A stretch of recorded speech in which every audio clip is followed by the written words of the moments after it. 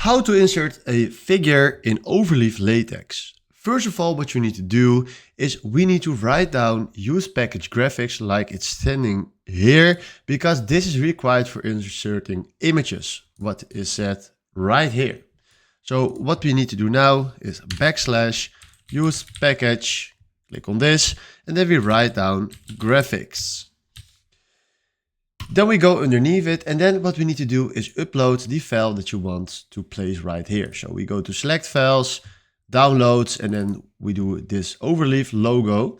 And then right now what we need to do is we need to write down / include graphics, and then we need to search for the Overleaf picture. So right now we have include graphics Overleaf logo. So we click on this.